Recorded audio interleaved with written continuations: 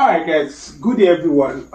Welcome to this exciting YouTube episode and these online lessons. They are very important. It's on the post-utme examination. So I will advise you for eventually stumble on this video on TikTok, on YouTube, or somewhere else, or on Facebook. Now I advise you to like this video, subscribe, or follow this channel for more. Now ask people that have used this channel over the years. They've used it to get into school for a very long time. So this channel is nice. It is very very good. I'll use the word sweet because I come with a lot of content pertaining our examination, both O level, A level. Subscribe, like, what's it called, on your notification bell. Now first, the question says, the first question, this is a chemistry post-utme question. It has come out in schools in the south. So these are likely questions, and this one is one of the questions from one of the schools in the south Nigeria. So it says, which of the following is purified by electrolysis? Which of the following is purified by electrolysis? We have tin, zinc, copper, and tin again. Alright, obviously the answer is not tin. So alright, so I'll quickly say this. Now for the first question, the answer is going to be like this. First, this is how I'm going to answer the question. Now first, I will ask a question. Now, there's what we call the electrochemical series for metals. Now I'll just use some metals as a representative of their groups. Now I have calcium, magnesium. It's called the electropositive series. Okay, aluminium. I have zinc. I have lead. I have tin. Okay, I have tin before lead. Tin, lead. Okay, tin, lead is zinc. Tin, lead. What's it called? Lead, hydrogen, copper. We have mercury. We have silver. We have platinum, then gold. Some will say gold come for platinum, but they are all least reactive metals. Now, the ones that are up are very electropositive, the ones that are down are less electropositive. Now, first, for metals between potassium and aluminium, if you are to extract them from their ore, they are very reactive. They don't stay in the free state on Earth. So when you get them, you don't get potassium metal on the floor. You don't get aluminium on the floor. They are in a combined form called minerals, or call them ores. So to extract these metals from their ore, we use electrolysis. So I will call it electrolytic reduction. So the question did not say extract, the question says purify. Now, why to extract these metals from their ore? So if any of these metals, the ones downwards, like this, no, hydrogen is not a metal. So if any of this metal was in an ore, if you have to extract it from its ore, you either use chemical reduction for these guys up to lead. That is chemical reduction. Either use chemical reduction or you use thermal reduction. Okay, to extract any of these ones, if they are in ores downward, you use chemical reduction or thermal reduction. Obviously, zinc, tin, and lead are not extracted from their ores using electrolysis. Do you get? So now, these metals that are downwards here, they hardly occur in the combined form. They are not very reactive. Copper, mercury, gold, silver, platinum. You can see them on the earth crust. You can mine the earth crust and you obtain gold. These guys are usually seen free on the earth crust, from copper downwards. You can get them free as a free metal. But this is the issue. The issue is very simple. The issue we have here is this. Now, when you get these metals on the earth crust, sometimes they're usually impure, usually with sand impurities. It is copper metal, but it is not pure. So to purify these least reactive metals, we normally use electrolysis. So least reactive metals, to purify them, we use electrolysis. While very reactive metals, very electropositive metals, to extract them, use electrolysis. So the answer to this question is going to be copper. And during the electrolysis, or during the purification of copper, in case you are asked, during electrolytic purification of copper,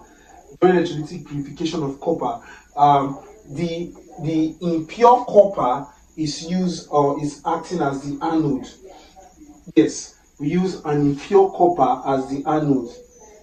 Impure copper as anode, while the pure copper will be, pure Cu will be the cathode. So during the electrolysis or the purification of copper using electrolysis, pure copper is the cathode, impure copper is the anode, and the electrolyte is a salt. The electrolyte is a salt of copper. It can be CuSO4, it can be CuCl. Okay, so this is why the answer is that. So I know you're learning. So the next thing is the second question. I love the second question so much because from the second question I'm going to say a lot. Okay, the second question goes very, very simple. It says, second question says, the reducing agent in the blast furnace during the extraction of iron is, now by now you should know that the blast furnace is used to extract iron from its ore. Iron occur in combined forms such as hematite, magnetite, and so on and so forth, where hematite is the most prominent ore of iron. Hematite. So hematite is the most prominent ore of iron. Hematite is iron 3 oxide in a combined form. So Fe2O3. So usually this is how we see hematite on the earth crust. So also if you want to extract lead metal from galena, you also use the blast furnace. But the blast furnace is the extraction of iron. What is the main reducing agent? Let's see. Now let me draw the blast furnace. So let me just give a schematic representation of the blast furnace. Okay, a schematic representation of the blast furnace. So if I can do something, okay, here I have to get waste gas out. Okay, I want to do a schematic representation of the blast furnace. Alright, so schematic representation of the blast furnace. Alright, okay, very simple representation of the blast furnace. Then obviously in the blast furnace there are two openings here through which air gets into the furnace. It is called turaye. Turaye. So turaye are openings through which air gets into the blast furnace. Hot air gets to the blast furnace. That's the turaye. So through the turaye, hot air is introduced into the blast furnace. Okay, there's this opening for waste gases. So waste gases comes out from the blast furnace there, and so on and so forth. Remember, the major ore used to extract iron usually from hematite, the most abundant ore of iron. So in the blast furnace, the raw material I'm going to introduce into the furnace are going to be 3. So you're going to introduce 3 raw materials. The first one is hematite. Hematite, kind of red in color, having that hemoglobin color. We're going to introduce coke. Okay, we're going to introduce limestone. But coke is not the reducing agent. White hot coke. White hot coke. So in the furnace, you're going to have a mixture of these raw materials. You have a mixture of these raw materials. Okay, remember you're extracting iron. Now, it is supplied to the furnace. Now, there's something I'm going to observe in the furnace. Around here, during extraction, I'm going to see molten iron forming at the bottom. Okay, molten iron forming at the bottom. Then there's something you're also going to observe here. It's called slag. So I'm just a schematic representation of the furnace, and let me show you what happens. This slag, this is iron, molten iron. So here you get molten iron. The molten iron means liquid iron. Do you get? So now this is the representation of the blast furnace. Okay, now first in the blast furnace you introduce hematite, coke, and limestone. At the top of the furnace is around 200 degrees Celsius, while the bottom of the corner is around 2000 degrees Celsius. So the bottom of the furnace is usually very, very hot. Very hot is an understatement, but it's so hot, very hot. So 2000 degrees Celsius, that's enough to make iron molten. So the first thing we do, the first thing that happens with the blast furnace is that when you introduce the raw material, the first thing that will occur is that the white hot coke is going to take oxygen from hot air, and you get CO2 gas. Now, as the CO2 gas travel upwards, the air becomes reduced. So as you travel upwards like this, the air in the furnace becomes reduced. So what happens is that the CO2 becomes reduced by carbon to form CO gas. Okay, now this CO gas normally takes the iron ore, the hematite ore, Fe2O3. It reduces it, this CO gas, it reduces it to Fe.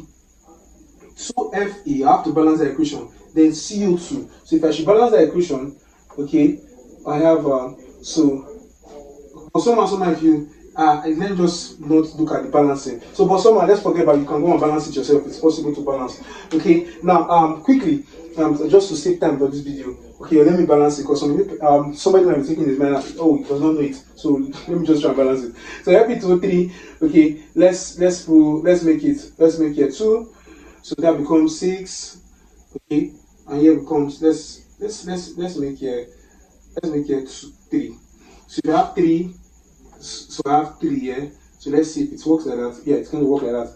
So I have 3 oxygen, that's 6, 3 times 2, 6, 3 carbon. So that's all. So it is balanced. So the CO reduces the ion or hematite. This is the ion or hematite, and you get molten ion. So the main reducing agent is not CO2, it's CO, and not even coke. So carbon dioxide is the main reducing agent in the blast furnace. Carbon dioxide is the main reducing agent in the blast furnace. Okay, other reactions that occur in the blast furnace, you can see we had limestone. Limestone is CaCO3. The heat in the furnace breaks limestone to quicklime and CO2. So limestone is broken down to quicklime, CaO, and CO2. So what does the CaO do? The CaO is going to remove earthy impurities from the hematite. It's going to remove some silica earthy impurities, and CaSiO3 is obtained. This is called slag. Yeah. So what's the function of limestone? Limestone helps in the formation of slag in the blast furnace. It helps to remove the impurity as slag. So this is where the slag is going to be run off from. So what comes out there in this part of the furnace is going to be slag, while the hot ion, the molten ion, sink to the bottom and is run into molds, and we obtain pig ion. So pig ion is obtained from the blast furnace. So I know this video was helpful to you. I'm very certain it was helpful to you. What you do for me is like this video, subscribe to this video, share it with your friends. I remain the analogous. I'll see you in my next video. God bless you. Make sure you subscribe. Thank you very, very much.